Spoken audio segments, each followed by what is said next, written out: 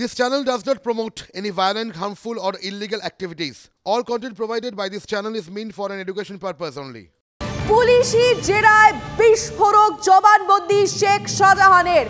বিস্ফোরক জবানবন্দি। ইডির হাতে গ্রেফতারির আশঙ্কায় হামলার নির্দেশ দিয়েছিলাম।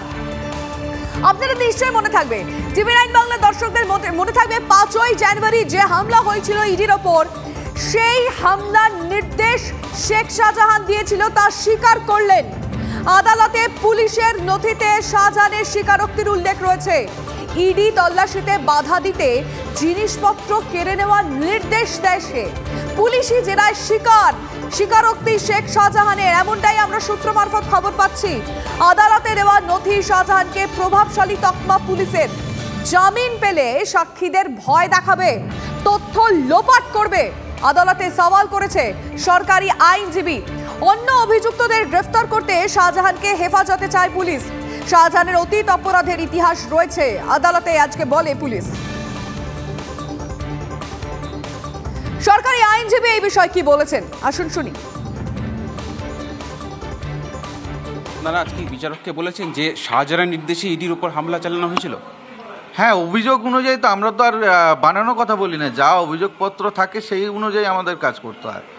আমরা তো সেটাই লেখা আছে যে উনি বা ওনার ইনভেস্টিগেশনে বিভিন্ন লোক এসে এই ধরনের অফেন্সগুলো ঘটিয়েছিল। মানে শাহজাহান নির্দেশ এবং ষড়যন্ত্রকারী মূল চক্রী অ্যাক্টিভ পার্টেও ছিলেন, কোনো ব্যাপার না, অ্যাক্টিভ পার্টেও উনি ছিলেন, উনি তো ইভেট করে যাচ্ছেন। মেন অফেন্স তো ওনার এগেনস্টেই অফেন্সটা যাচ্ছে।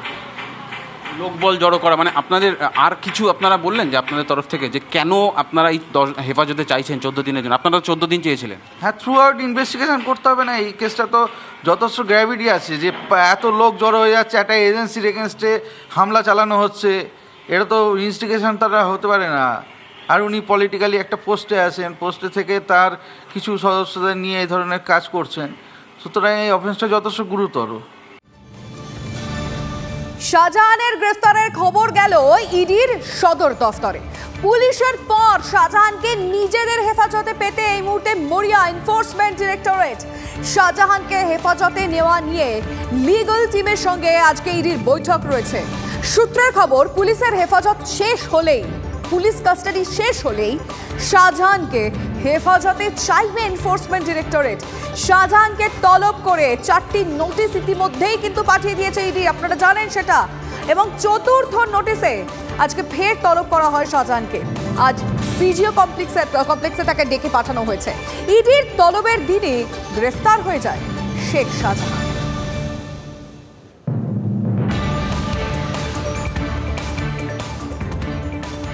শাহজাহানকে গ্রেফতারিতে 56 দিন লাগলো কেন? প্রশ্ন বিরোধীদের। যুক্তির প্যাচ, আইনি জালকে ঢাল করেই শাহজাহানকে কি আড়াল করা হয়েছে? শাসক দলের টাইম ফ্রেমেই গ্রেফতার, নেপথ্যে কোন রহস্য রয়েছে? অভিষেক বলেছিলেন, আদালত বললে 10 দিনে গ্রেফতার। তৃণমূল মুখপাত্রের দাবি অভিষেকের। কৃতিত্ব শাহজাহানের গ্রেফতারিতে অগ্রণী ভূমিকা ছিল কি তাহলে অভিষেকের? মানে শাহজাহানের গ্রেফতারিতে অভিষেক বন্দ্যোপাধ্যায়ের ভূমিকা এই মুহূর্তে খুব গুরুত্বপূর্ণ হয়ে দাঁড়াচ্ছে। এতদিন কোন দুর্গে লুকিয়ে ছিল শেখ শাহজাহান? শাহজাহান গ্রেফতার হতেই রাজধর্মের কথা শাসক নেতাদের। 56 দিন রাজধর্ম কোন শীত ঘুমেছিল? প্রশ্ন বিরোধীদের। শাহজাহান পুলিশি আশ্রয়, বিরোধী দলনেতার দাবিকেই কি তাহলে মান্যতা দেওয়া হচ্ছে? জনরোষ মাথাচাড়া না দিলে দিব্যি কি তাহলে এই শাহজাহানের যে সাম্রাজ্য চলছিল সেই সাম্রাজ্য চলতো? সন্দেশখালীর প্রতিবাদীদের দাবিকে মান্যতা দিতেই 56 দিন লেগে গেল। মানে এতগুলো দিন লাগলো শুধু মান্যতা দিতে গিয়ে। বারবার শাহজাহানকে আগাম জামিনের আর্জির সুযোগ কে করে দিল? কে রয়েছে তার পিছনে?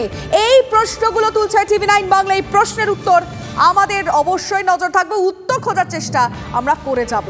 তবে অন্যদিকে শাহজাহান গ্রেফতারের পরেও একটা দ্বন্দ্ব কিন্তু রয়ে গেল। কেন জানেন? কারণ ইডি বনাম রাজ্য পুলিশের একটা চাপান উত্তর।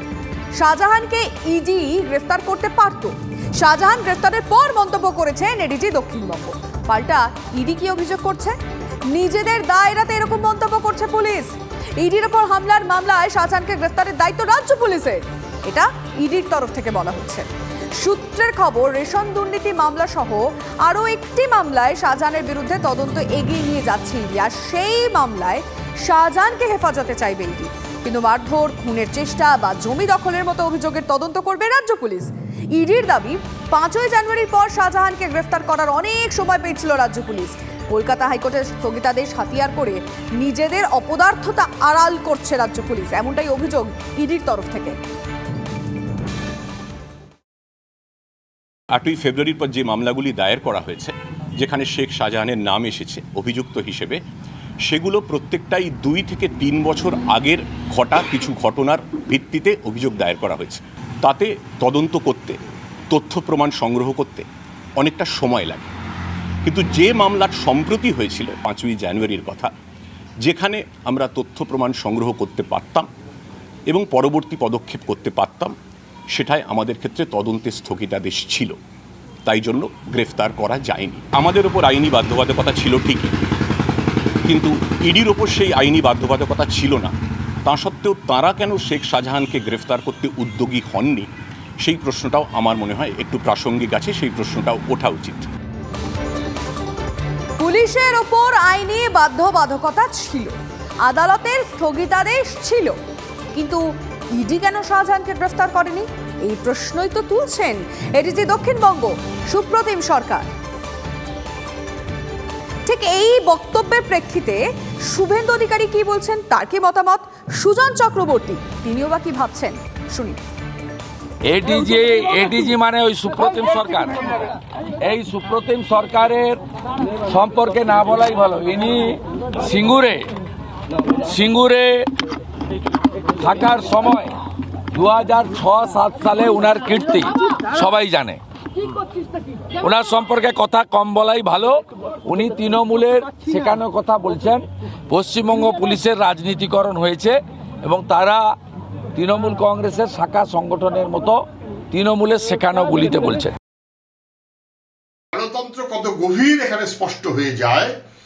ইডির মামলায়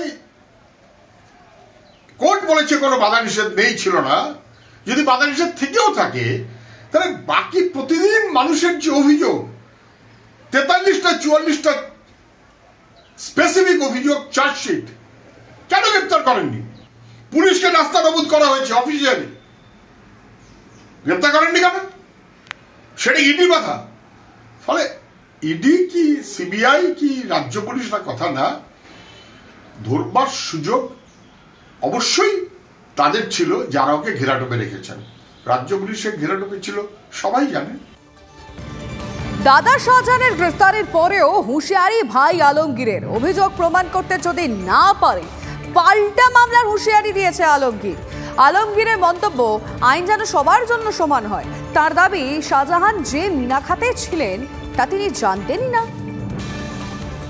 দিন ধরে শেখ শাহজাহান আধারা, আমরা জানতাম না তিনি কোথায় আছেন, আমাদের সঙ্গে কোনো যোগাযোগ ছিল না। একটা বিষয় আমরা পারিবারিকভাবে আমরা মানবিকভাবে বা মনের দিকটা আমরা একটু হলাম যে তিনি আছেন এবং এলাকাতেই ছিলেন। তার নামে যেসব অভিযোগ বা অ্যালিগেশনগুলো নিয়ে এসছে, নিশ্চয়ই তার জাস্টিফাই হবে। পুলিশ দেখবে, প্রশাসন দেখবে এবং কোর্ট দেখবে। কোর্ট প্রমাণ করুক, যদি সে দোষী হয় অবশ্যই দোষী বলে আমরা পারিবারিকভাবে মেনে নেব। তবে দোষী যদি না হয়, যারা মিথ্যেভাবে যে শ্লীলতাহানি, জমির লিজ না দেওয়া, মিথ্যেভাবে জমি অধিগ্রহণ করা, এই ধরনের অ্যালিগেশন যারা নিয়ে এসছে, আমরা পারিবারিকভাবে যদি এটা তারা প্রমাণ না করাতে পারে, প্রত্যেকের বিরুদ্ধে আমরা মানহানির মামলা করব।